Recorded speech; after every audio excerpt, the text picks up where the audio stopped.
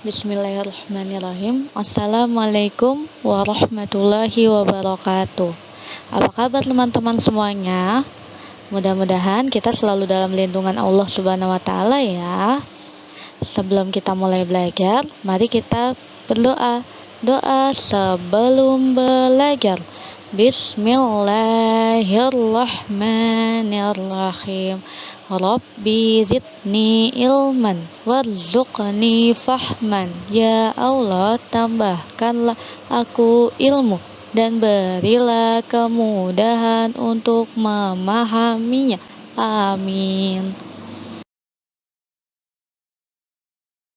Hari ini kita akan belajar tematik 2, tema 2, subtema 3 tentang permainan kayu mulele dan karya imajinatif. Yang pertama kita bahas adalah mengenal permainan kayu mulele. Teman-teman bisa buka buku tematik halaman 122. Permainan kayu mulele adalah permainan tradisional yang berasal dari Papua. Jadi, permainan kayu mulele ini berasal dari Papua. Untuk bermain kayu mulele, pemain akan dibagi menjadi 2 kelompok. Yang pertama adalah kelompok bermain dan yang kedua adalah kelompok berjaga. Untuk bermain kayu mulele dibagi menjadi 2 kelompok, yaitu kelompok bermain dan kelompok berjaga. Alat-alat yang digunakan untuk bermain kayu mulele. Alatnya adalah yang pertama, 1 batang kayu panjang.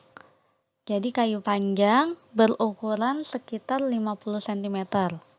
Yang kedua, kayu yang lebih pendek sekitar 20 cm. Jadi alat yang digunakan ada 2 ya. Pertama, batang kayu yang panjang dan batang kayu yang pendek. Cara bermain kayu mulele, yang pertama, buat terlebih dahulu lubang di tanah. Yang kedua, bagi pemain ke dalam 2 kelompok. Jadi dibagi-bagi, ada yang menjadi kelompok bermain, ada yang menjadi kelompok berjaga. Setelah itu, letakkan batang kayu yang pendek di atas lubang. Jadi batang kayu yang lebih pendek ya, yang diletakkan di atas lubang. Kemudian, pegang salah satu ujung batang kayu yang panjang. Kayu yang panjang kita pegang salah satu ujungnya. Kemudian, pukul ujung batang kayu pendek yang ada di atas lubang itu dengan batang kayu panjang supaya batang itu terangkat melayang ke udara. Setelah batang kayu pendek dipukul dengan batang kayu panjang dan terangkat, maka ayunkanlah kayu panjang untuk memukul si batang kayu pendek yang udah terangkat itu. Setelah itu, kelompok penjaga akan berusaha untuk menangkap kayu pendek yang sudah dipukul oleh kelompok bermain. Jika kelompok berjaga berhasil menangkap batang kayu pendek, maka kelompok tersebut menjadi kelompok bermain. Tapi jika gagal, maka kelompok bermain akan menghitung jarak dari lubang hingga tempat jatuhnya kayu sebagai nilai atau poin yang diperolehnya. Jadi seperti itu permainan kayu mulele. Teman-teman bisa mencari video-video yang menampilkan permainan kayu mulele. Selanjutnya kita akan membahas gambar imajinatif. Membuat gambar imajinatif. halaman 127. Silahkan dibuka buku tema 2-nya. Apa sih yang dimaksud dengan gambar imajinatif? Gambar imajinatif adalah suatu gambar yang dihasilkan dari khayalan atau pemikiran pelukis. Untuk menggambar sendiri, ada banyak teknik yang bisa digunakan. Salah satunya adalah teknik mencetak, dan contoh lainnya adalah teknik meniup.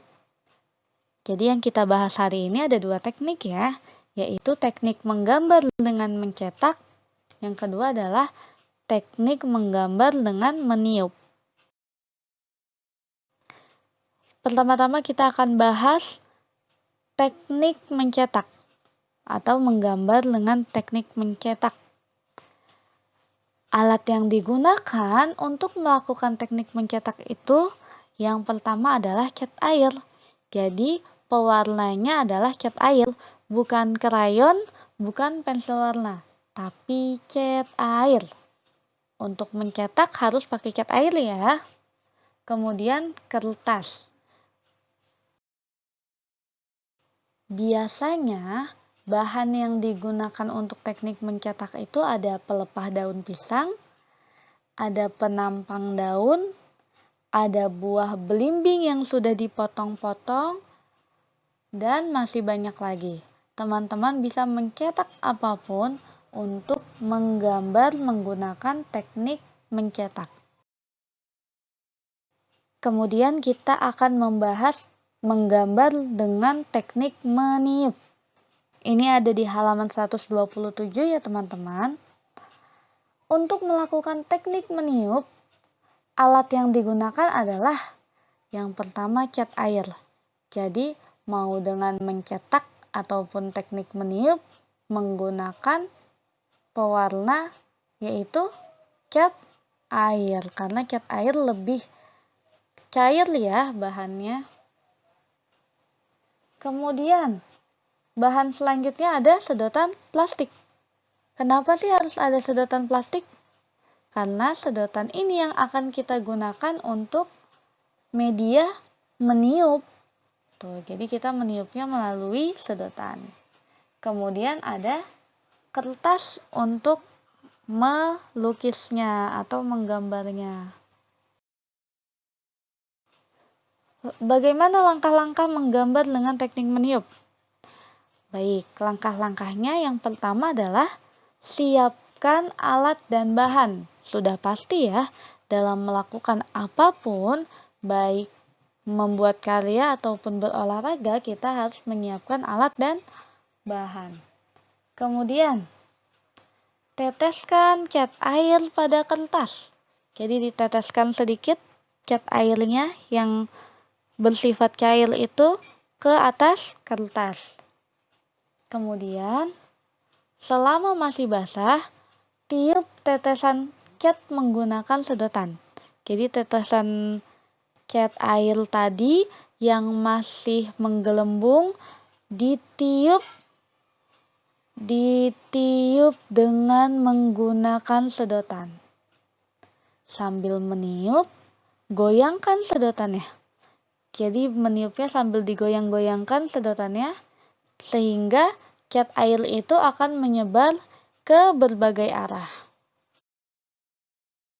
Untuk lebih jelasnya, teman-teman bisa melihat gambar-gambar berikut. Gambar berikut adalah contoh dari gambar-gambar imajinatif.